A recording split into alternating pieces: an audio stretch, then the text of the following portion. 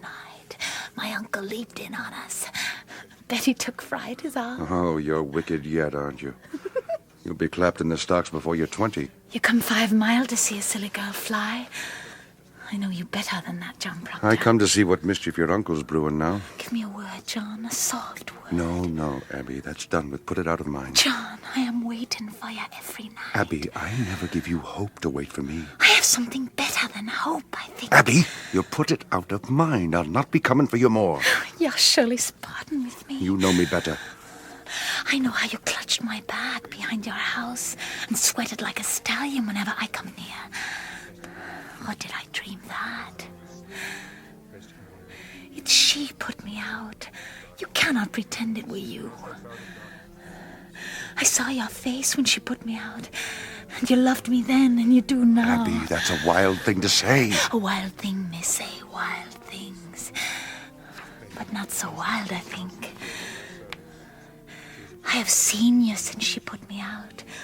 I have seen your nights. I have hardly stepped off my farm this 7 months. I have a sense for heat, John. And yours has drawn me to my window.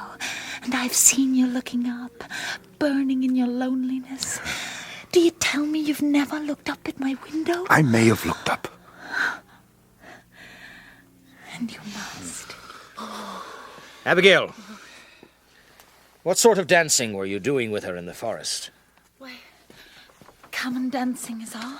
I think I ought to say that I saw a kettle in the grass where they were dancing. That were only soup. What sort of soup were in this kettle, Why, Abigail? it were beans and lentils, I think. Mr. Paris, you did not notice, did you, any living thing in the kettle? A mouse, perhaps, or a spider, a frog? I do believe there was some movement in the soup. That jumped in. We never put it in. What jumped in? Why, a very little frog jumped. Frog, Abby? Abigail, it may be your cousin is dying. Did you call the devil last night? I never called him Tituba. Tituba. She called the devil? Oh, praise be to God. I should like to speak with Tituba. Goody Ann, will you bring her up? Aye.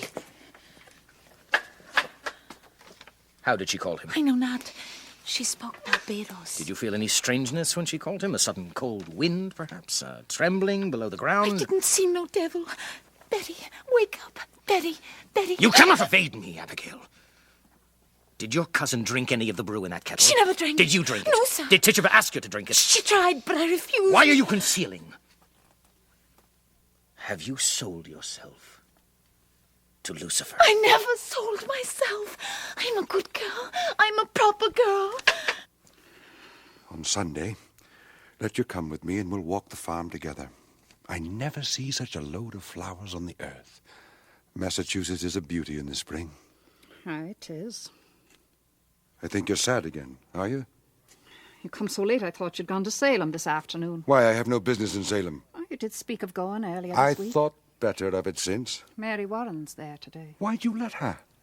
You heard me. Forbid her go to Salem any more. I couldn't stop It is her. a fault. It is a fault, Elizabeth. You're the mistress of the house here, not Mary Warren. She frightened all my strength away. How may that mouse frighten you, Elizabeth? Which is a mouse no more.